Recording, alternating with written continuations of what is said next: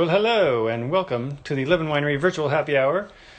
I am your host and winemaker, Matt Albee. And with me shortly will be Stephen, live from the tasting room downtown. Um, hey, Ted and Cece. How you guys doing? Um, hope you all are having a good day. Here comes Stephen now. He's going to join us. Da, da, da.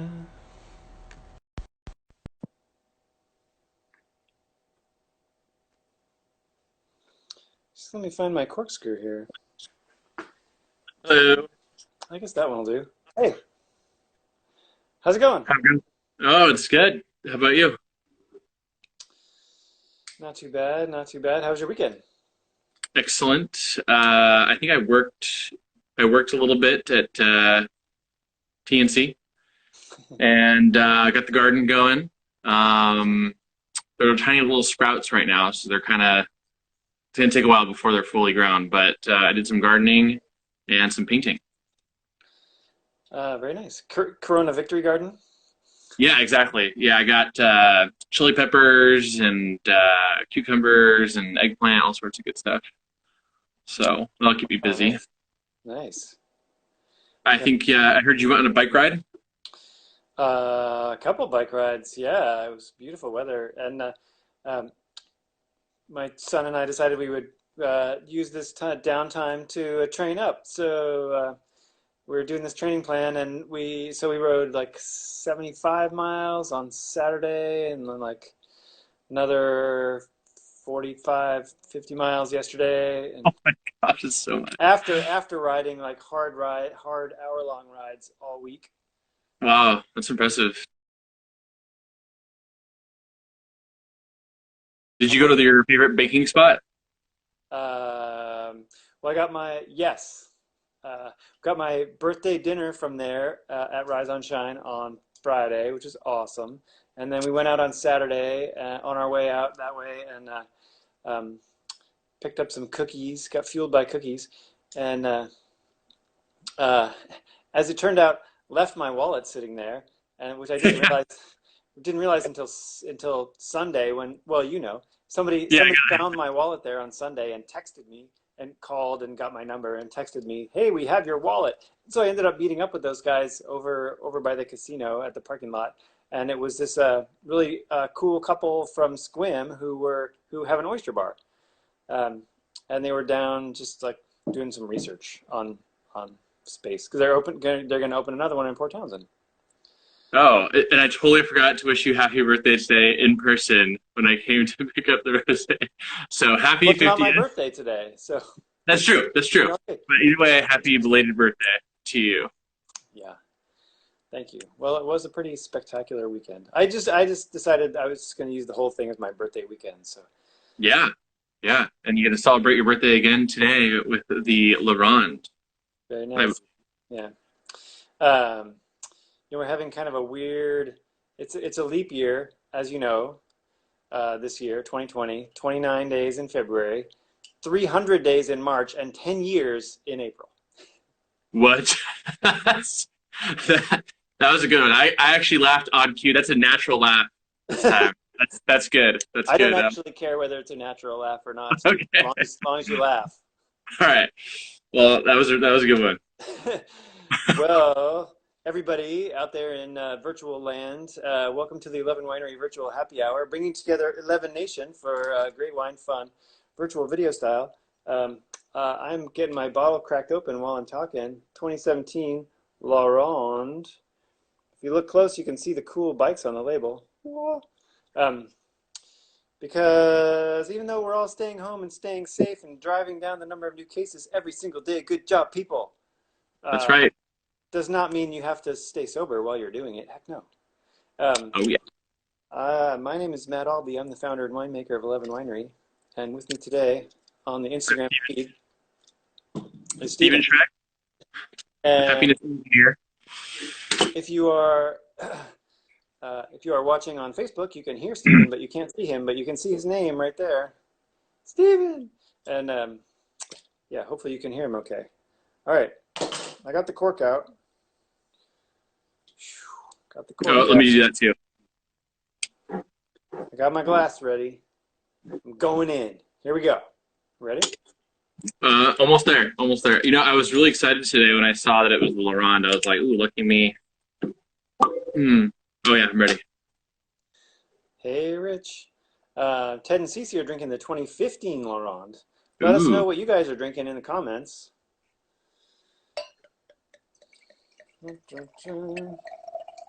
I don't. This will maybe counteract. So, after all that riding last week, and especially this weekend, um, today was just all about the coffee.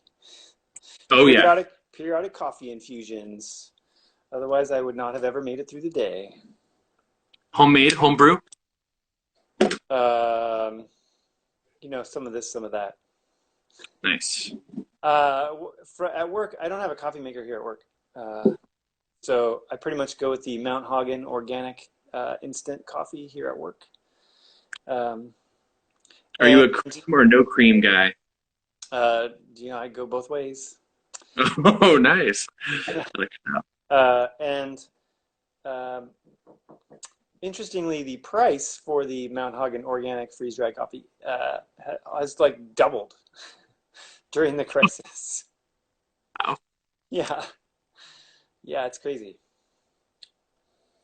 Okay, so we're drinking the 2017 Ronde. We are drinking the 2017 Ronde, and yeah, One of the things that I thought I might do for folks today is actually read the description off the tasting menu if you would like me to do so. um, I couldn't catch. Say that again. You kind of broke up there. Oh yeah, I was gonna say I'm saying I was gonna read the tasting room description on the menu if you want me to go ahead and start off with that. That'd be kind of fun. You do that, and I will drink. Okay, so the 2017 La Ronde is a platinum award winner from the Wine Press Northwest Platinum Competition. This tall, dark, and handsome Bordeaux Plus blend has it going on. Complexity, richness, and ageability. It's everything you want in a wine. Smooth and full-bodied.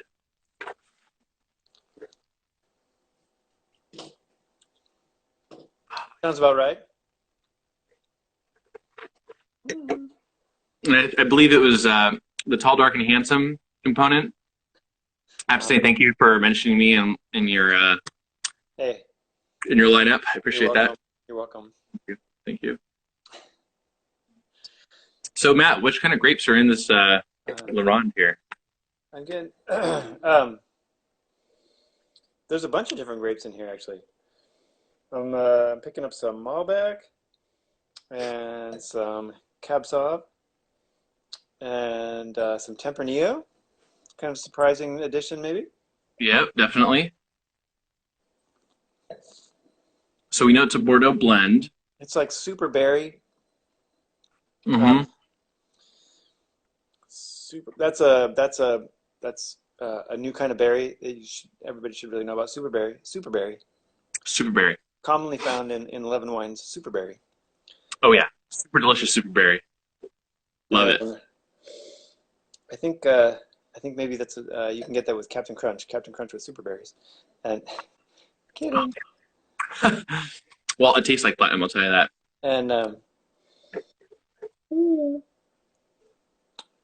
yeah, the reason I kind of went with super berry is because it's like it's got red, black, all kinds of different. It's very rounded. Uh, Yes. not and it's not super oaky. It's like the fruit really comes through. Mm. Mm, mm. Man, this is such an easy wine to drink. It's so delicious. There's so many fruits and things going on here. It's lovely. Super well balanced. Um, Hmm. so so we call this a Bordeaux Plus blend because it's got a bunch of Bordeaux stuff in it, but also some other stuff that contributes. So it's got Malbec like 30%, like 25% Cab Sauv, um, Petit Verdot at 14%. There's even a teeny bit of Carmenere. So that's 4 out of the 6 Bordeaux varieties. Um, the only ones it doesn't have is Merlot and Cab Franc. And then there's also some Tempranillo in there and some Syrah. I mean, Tempranillo, I mean, a fair amount, like 22% Tempranillo and just a little bit of Syrah. Um, Wow. yeah, this was a case of uh, at certain times uh, when we're working on bottling, and like last year in particular, so we had the bottling truck come at the end of May, and we did like a bunch of like most of our bottling for the year, and we've our we've grown to the point where we had like every inch of every tank full um, prior to bottling, and like the whole rest of the room was just floor to ceiling with pallets of bottles, like 20 feet high bottles. Um, so we're using every inch of space that we've got. And sometimes when, as a winemaker, you got to get creative about these things. And so, um, La Ronde being a blend, we had set up the blend in advance as to, how much of what was going to be in it. Yeah. Um, and then, but in some cases, some cases it's a little bit hard to estimate exact volumes and what's going to fit where. And so when we do the best we can. It's quite a feat. Um, but when we ran out of space, like, well, let's put this in this tank, blah, blah, blah, blah. Oh, that tank's full now. We have like 3 gallons left. It's like, what are we going to do with that? Well, 3 gallons is like a case and a half. Well, We're not going to throw it out. We're not going to put it in next year's vintage. Um, so last in 2017, the answer pretty much was it's going in the La Ronde there you go.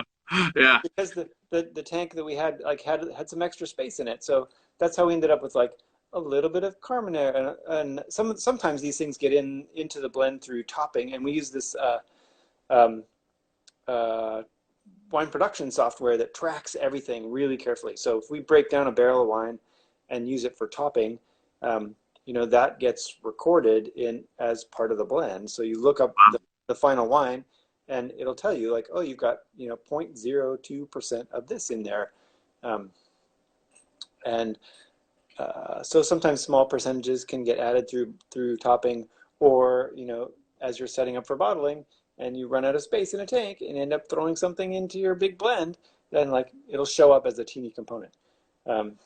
And part of being a successful winemaker is knowing when that's okay and when that's not okay. Well said. Well said.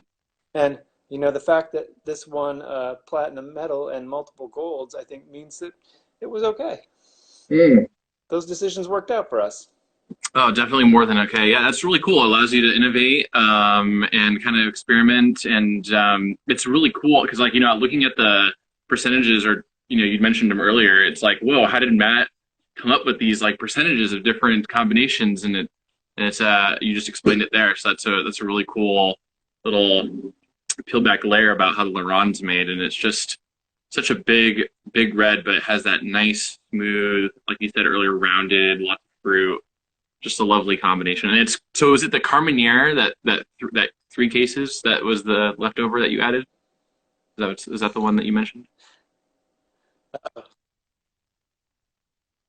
I think the Carmenere actually was the piece that the 1% of Carmenere was the part that got in through topping because we used a bunch of Oh, that okay, for topping.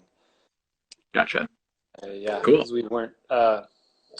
It had nice richness to it, but I wasn't initially. I was really not happy with it as a varietal, and so sorry, Ted, we used a bunch of it as topping wine, like maybe most of it. I just had Like why someone there's come and only say, why there's only 55 cases of it in bottles now.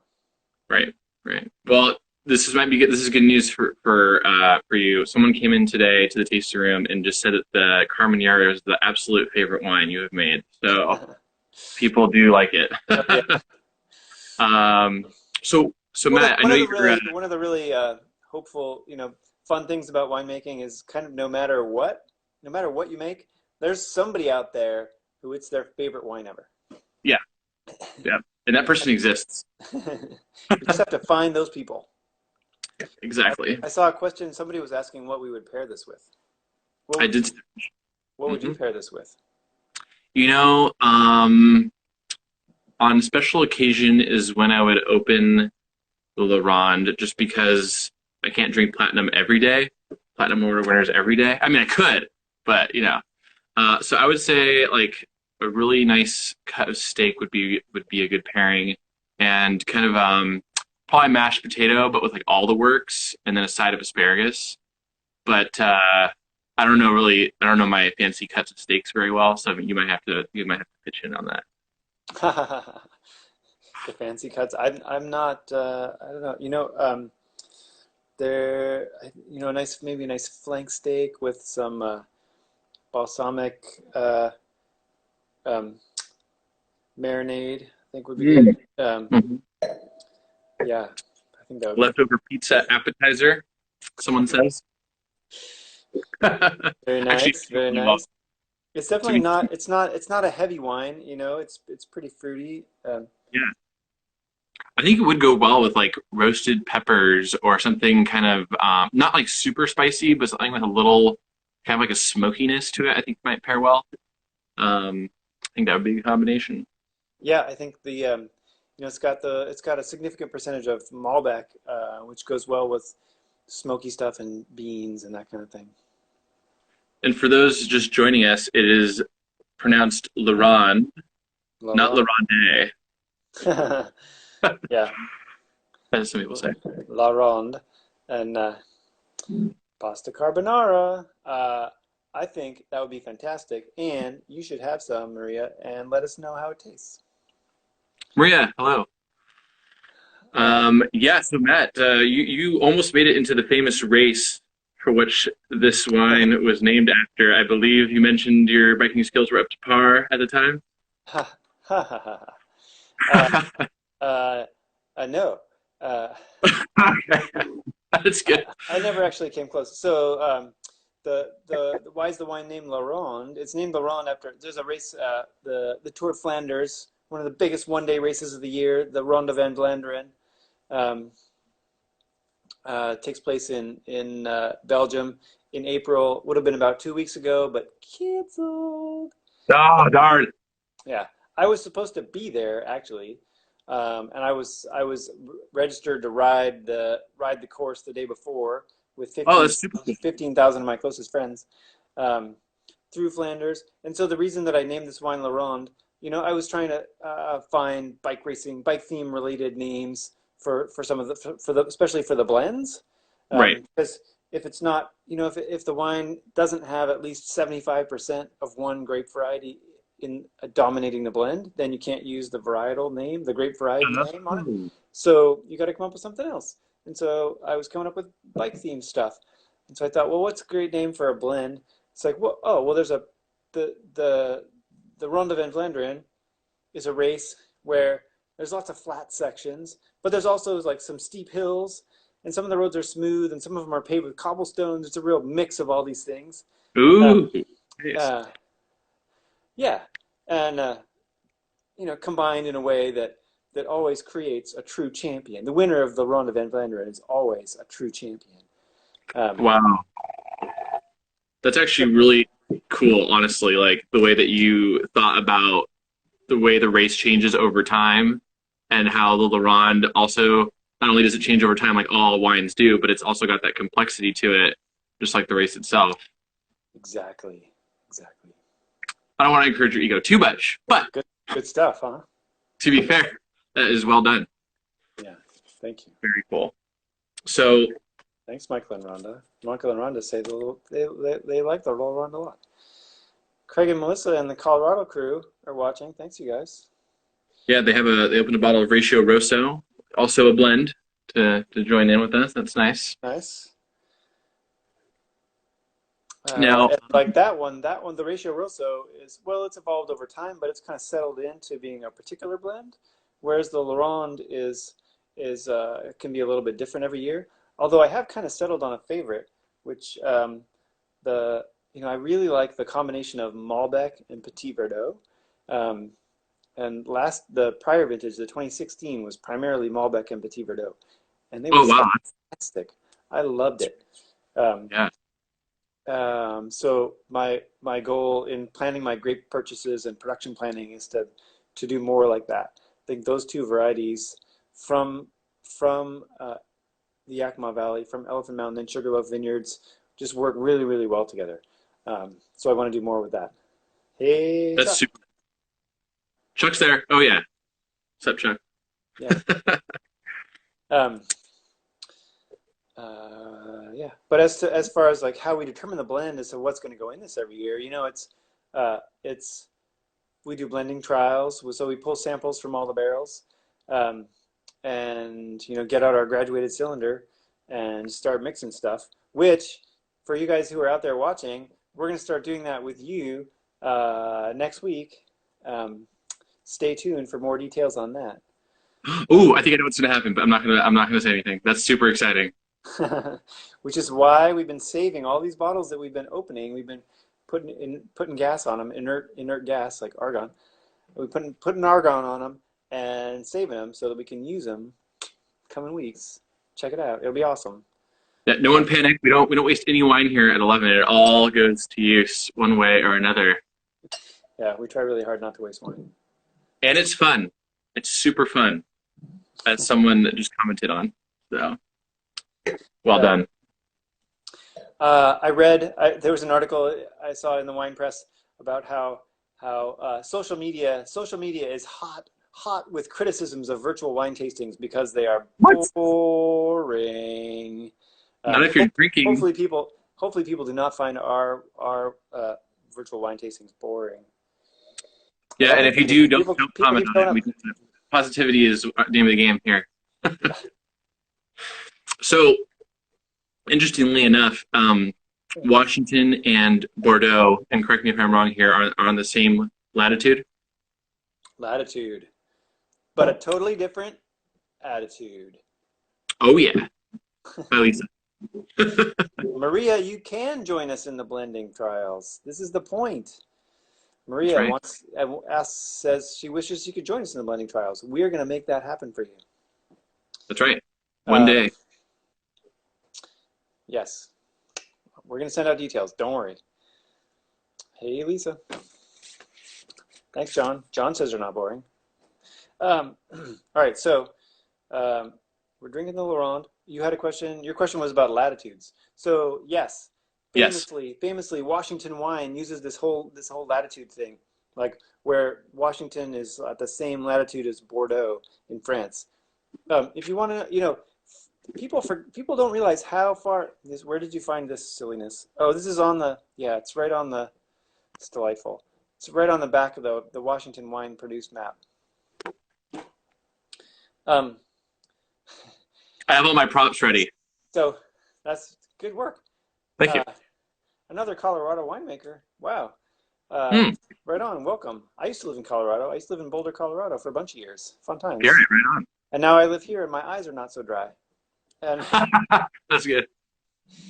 man, when I moved back to the West Coast, like, oh, I can stop using eye drops every day. It is dry, dry, dry in Colorado, people. Um, so Washington is very much at the same latitude as Bordeaux. If you want to know how far north Europe is, you look at Europe and like you don't realize how it's so far north. Vancouver, BC is at exactly the same latitude as Paris. So Hmm. everything that's north of Paris, which is like all of England, all of Belgium, all of the Netherlands, and a lot of Germany, and it's really far north. Um, Yeah. so as far as the climate, how the climate compares between Eastern Washington and Bordeaux, it's night and day. They're completely different. So the sort of, Wow. oh, we have the same latitude as Bordeaux. Like, let it go. It doesn't mean That's anything. funny. It doesn't mean anything. Um, the average high temperature in Bordeaux in July and August is 81. The average high temperature in Eastern Washington in July and August is 87. It's not even the same thing at all. And in the shoulder months, in June, the average high temperature in Eastern Washington is 80, and in September it's like 78. In Bordeaux, in those months, it's 75. And it's not, and it's warmer during the day in Bordeaux and cooler at night. So in Eastern Washington, and they're not allowed to irrigate in Bordeaux. Eastern Washington is a desert. There's no rain. So it's hot, it's dry, um, it's cold at night. Bordeaux is not any of those things. Yeah, so it's like I think I might have struck a nerve here on the comparison. I'm just trying to make it exciting for the people to watch. I'm getting I'm excited. excited. Yeah, I get excited about I'm the very. This I is get really excited interesting, about the actually. weather. Yeah. Yeah, yeah, Well, this is, the wine business is full of a lot of BS marketing, yeah. unfortunately. I was gonna say it's obviously a marketing play, and nobody cares. Yeah. So, and a big part of the reason for this is that there's a big wall of giant mountains between the ocean and Eastern Washington. And Bordeaux is like really close to the ocean, and they have a cold ocean climate. Blah, blah, blah. Sorry, they have a warm ocean current. We have a cold ocean current. So Yes. that keeps them warmer. So like at night, it doesn't cool off as much because Hmm. they have this warm ocean current. The only reason it's like even reasonable to live that far north in Europe is because they have a warm ocean current that keeps it from being freezing, freaking cold all the time. Um, uh, so, so yeah, very, very different climate. So it's cooler. So generally speaking, cooler during the day. So the grapes are not as ripe. Sugar levels are lower. Tannins are higher Hmm. because above a certain point, tannins actually decrease. So the wines are more tannic and less ripe. So if you wonder why, if you wonder why, like, oh, those Bordeaux's, they need to age. Yeah, they need to age because they're super tannic and the flavors are just not like they're just not that appealing in their as they're not as appealing in their youth So as what you're saying Washington is wines are. ours is far superior, is what I'm hearing. Oh, well, I don't know about us. I wouldn't say that. Oh, It's a different style. Um, and I think a lot of the good stuff that they make there, um, they it's hard for us to get and it's really expensive. yeah. Uh, So so like the you tried. relatively all of like the relatively affordable stuff that you can get from Bordeaux here in the US is not that good. Mm, I should say I don't like it that much.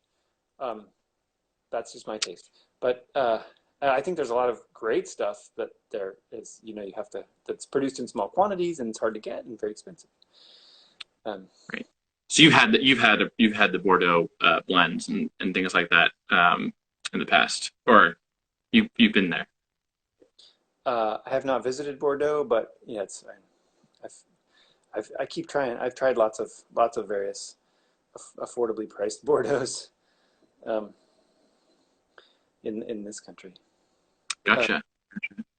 So, mm, um, yeah. Thanks for reminding me. I need to keep tasting it. don't forget. Hmm. So, what is involved, Matt, in this? Not to harp on it because you know I don't want to overstate the platinum competition, but the platinum award. But how do you actually get a platinum award on a wine such as this? How do you get one? Yeah, because I've First, been you telling submit. people, I don't know if it's fully true. You've been telling everyone who stops in the tasting room, but you have no idea. This is why this is one of the primary criteria for hiring tasting room staff. They are able to make stuff up on the spot that sounds fantastic, and then they come and check with me, and then yeah. Anyway, And then we fix it. and then they fix it. Yeah, it's all good. But it always sounds fantastic at the time. Mhm. So the platinum competition. So there's in the it's Wine Press Northwest puts on this platinum competition in Washington State for wines that have won gold medals in other competitions. Um, so all the wines in the platinum competition have already won gold medals in some competition somewhere. So that's their justification for saying it's the platinum. Okay. So if you're one of the best wines at the already gold among this field of already gold medal winning wines, um, if you stand out in that field, then obviously you must be better than gold, platinum. Right. Yes. Yeah, But you don't automatically get platinum. You still have to go into the competition, right? you have to. Yeah, you have to send another. It's a separate competition, so you have to send the wine and they taste it and with all the other gold medal winning wines. And yeah, if you're one of the best gold medal winning wines there, then they award you a platinum medal. That's really nice. Hey, Lana. Lana joined us. Alana, welcome. We are definitely better than gold. That's right. I agree. And Um, this wine is unfined, I hear. unfined. What does It's that mean? fine. It's fine, but unfined. Oh, it's fine. What It's got is a nice body. right? So it's fine. So it's been a long time since we did any finding on the red wines, honestly. Because generally, I mean, so finding in red wines, typically you would mostly do finding for purposes of reducing tannin, and we haven't found that. We just haven't needed to do that. The grapes that we get and the winemaking style that we employ um, doesn't result in overly tannic wines. We treat the grapes really gently, and so we end up with nice soft wines to begin with, and then. Um, and finding is where you add something into the wine that binds with something else in the wine and then settles out. And so, which is yeah, it's kind of a funny thing. It's not something. It's not like a technique that applies in cooking or I don't know. Can't think of any other place you'd use that. You would add something in for the express purpose of taking something out. Um, Right. and then filtration. So I mean, these are filtered but not super tight. Um, just enough to get the sediment out so that it doesn't make your cork all messy. It sounds very scientific of you. Well, there's a certain science aspect to winemaking for sure. Yes. Which is why everybody who wears glasses, they're non-prescription. So, you know. No, I'm Oh, just but I kidding. wish that were true. If they were non-prescription, I would not wear them for this. Well, someone asked, what is the best wine to pair with seafood of 11 wines? I have my choice. I know we're not talking about the white wines right now, but what would you say? The best wine to pair with seafood? Um, hmm. Starts Well, with a C.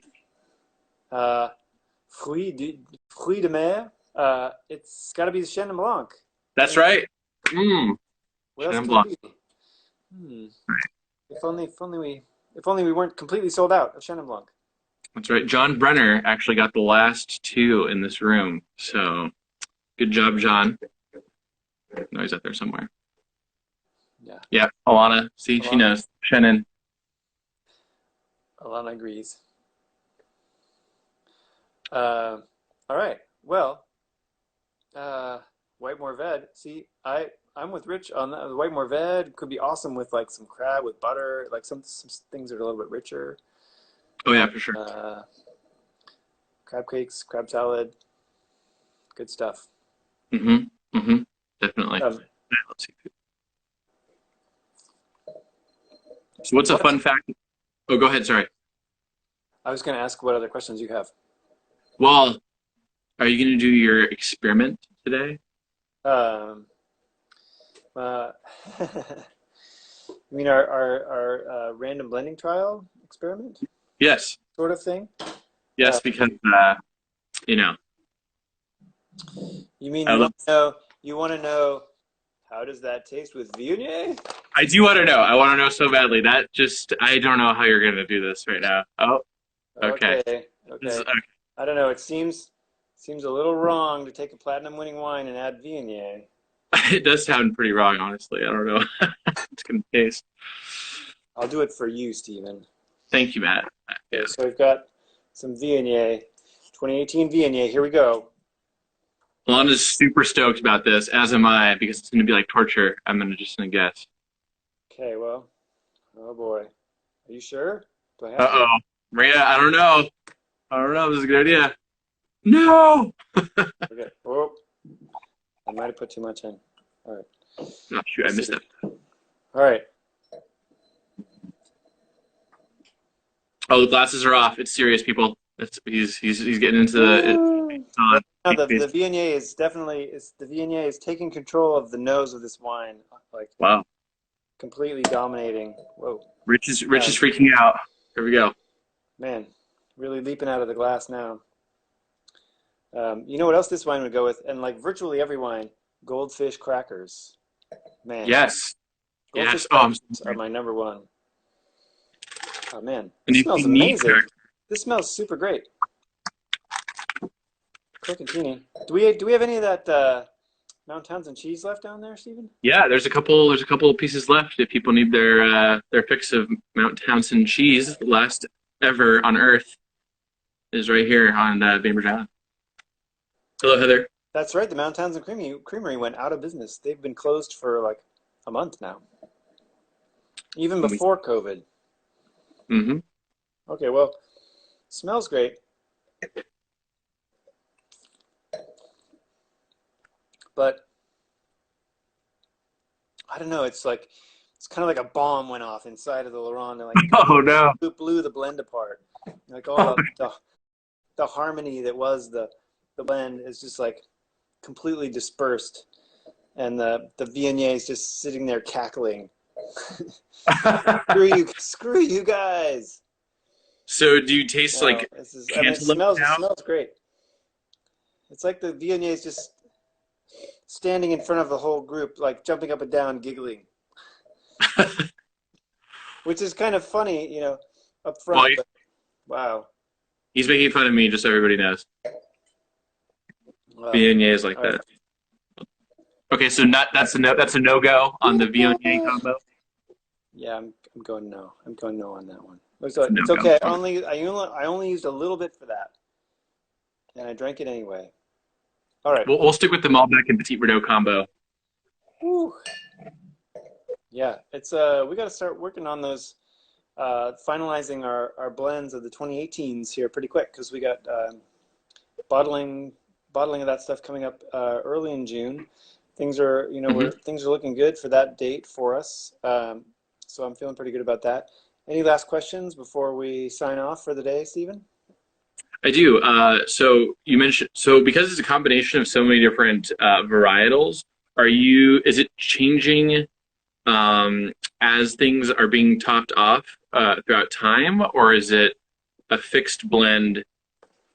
I guess I'm wondering, like, does the stuff get added as you figure out what you're running out of as time goes on? I didn't understand that question at all. Oh, okay. So I guess it's kind of confusing. I guess I'm asking Ted, if I see your question tomorrow, so we'll that's a good idea. We'll try that tomorrow. Go ahead and say it again, Stephen. yeah. So Ronde has what, 5 different varietals in it right now? 7, but close. 7. Yeah. Have you been Yeah, and counting? I guess my Right. question is, do all 7 get put together at the same time? Ah, yes. Okay. So the blend happens close to bottling time after all the wines are complete. So like during this time frame now, this is like the best time when we get to put together those blends and we do tasting trials and put together the blends for the wines that are getting to be bottled, and then the blending all happens pretty much all at once. You have to be really careful when you do that kind of thing. And blending stuff. There are certain situations where blending 2 wines together that are stable separately could make a wine that's unstable, like chemically or biologically unstable Wow. after they're combined. So that's something that you really want to be careful about. You have to be careful about. Stability in the bottle is paramount. um, yeah. So like if you were to blend, for example, if you were to have a port style dessert wine that had like 18% alcohol and you were to add some table wine or something like that because you wanted to bring the sugar level down, say your port wine was too sweet, so like you blend in some table wine to bring the sugar down, but you're also lowering the alcohol content, which raises the possibility of yeast activity. Mm. That's just one example of how things could go horribly, horribly wrong. Um, yeah, I'm able to speak, so eloquently about that because that happened to me. That was bad. And people bought it anyways, right? Man, I don't want to. I mean, I reworked a lot of bottles. Yeah, It was we it won't was say which. not it was not pretty. Yeah, you can buy one of the pieces of equipment you can buy from winery supply places is an uncorking machine. Oh So if my you're God. if you're using the uncorking machine to uncork many, many bottles, something has gone horribly, horribly wrong. Wow, I did not know that. The fact that there is an uncorking machine means that it goes horribly, horribly wrong often enough for somebody to make money selling an uncorking machine. Yeah, it's not. It's the worst thing that can happen. And it only happened once at 11. Um, Maria asks, is that standard practice to do blending after the varietals are finished? There are lots of ways to do blending.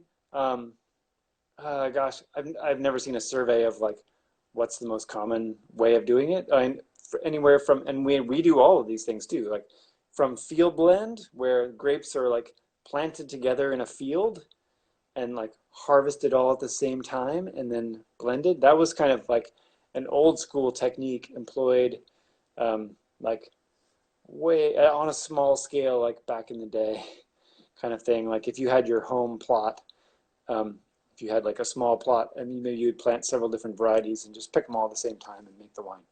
Um, so field blend up to, but really, if you want to make the best quality wine, you want to harvest different varieties of grapes when they are ripe, which is not always on the same day. Hmm. Different varieties ripen at different times.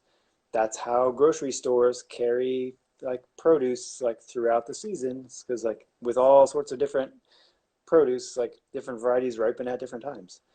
Same with wine grapes. So it's kind of better from a wine quality standpoint to harvest them when they're ripe and vinify them.